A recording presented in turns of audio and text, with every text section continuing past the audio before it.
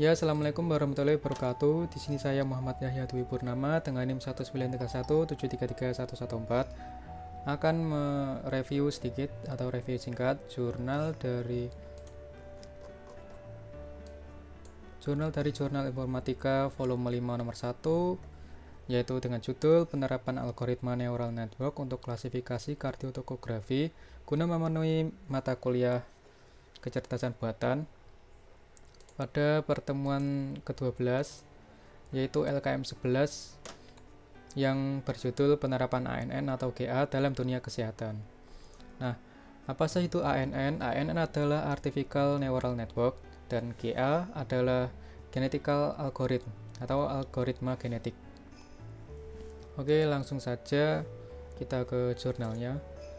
Nah, jurnal dengan judul Penerapan Algoritma Neural Network untuk Klasifikasi Kardiotokografi, yaitu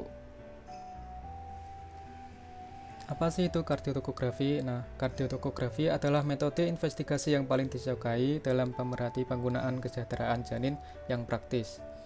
Nah, informasi yang diperoleh dari kardiotokografi digunakan untuk mengidentifikasi awal keadaan patologis.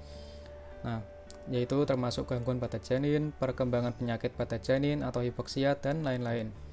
Nah, hal tersebut yaitu digunakan untuk menangani permasalahan seperti ini. Organisasi Kesehatan Dunia atau WHO memperkirakan sekitar 5% dari seluruh wanita hamil akan berkembang menjadi komplikasi yang berkaitan dengan kehamilannya dan dapat mengakibatkan kematian ibu dan janin. Nah, permasalahan tersebut akan ditangani dengan metode kardiotokografi ini, yang informasinya nantinya akan sangat berguna untuk mengidentifikasi awal keadaan patologisnya. Oke, langsung ke metode penelitiannya. Nah, secara singkat, metode yang diusulkan itu seperti ini. Yang pertama, mengidentifikasi masalah. Ini. Lalu mengumpulkan data yang nantinya persiapan data awal itu adalah data training dan data testing. Nantinya data training itu akan masuk ke permodelan neural network dan data testingnya nanti akan dievaluasi langsung. Nah, data training yang masuk ke neural network tadi akan dievaluasi juga, yang nantinya akan menghasilkan hasil klasifikasinya. Lalu hasil dan pembahasannya yaitu klasifikasi dataset kardiotokografi itu diuraikan menjadi 3 kelas, dengan kelas pertama yaitu normal, kedua suspek, dan ketiga patologik.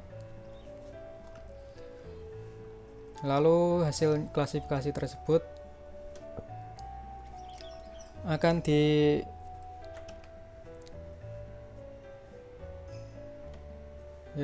dijelaskan lebih rinci lagi pada tabel 2 yang ini,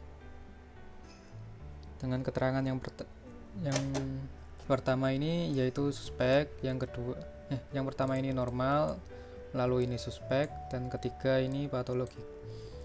Nantinya komparasi hasil eksperimen yang telah dilakukan ini akan menghasilkan algoritma seperti berikut.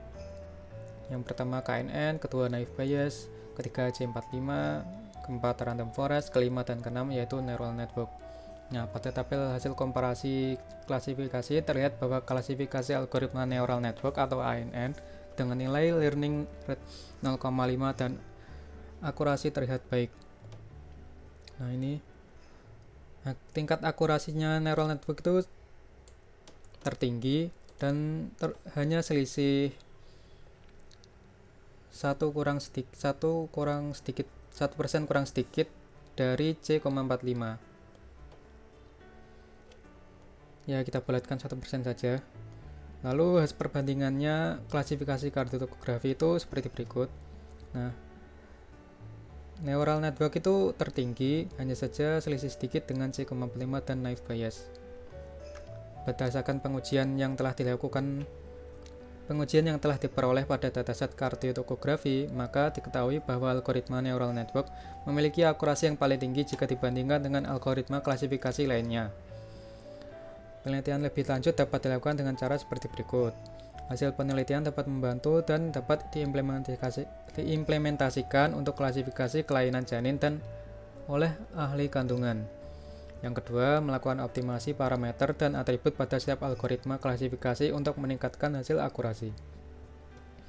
Untuk kesimpulannya sendiri, berdasarkan uraian yang telah dilebas pada bab-bab sebelumnya mengenai klasifikasi dataset kardiokografi menggunakan algoritma neural network, baik secara teoritis maupun penerapannya, maka penulis dapat mengambil kesimpulannya sebagai berikut. Yang pertama yaitu sebagai berikut, dan yang kedua ini intinya itu algoritma neural network sangat cocok untuk, atau algoritma ANN sangat cocok untuk kardiotokografi guna ini mengidentifikasi awal keadaan patologis atau gangguan pada janin, perkembangan penyakit pada janin atau hipoksia dan lain-lain. Oke, sekian penjelasan singkat atau revisi singkat dari saya. Apabila kurang lebihnya mohon maaf.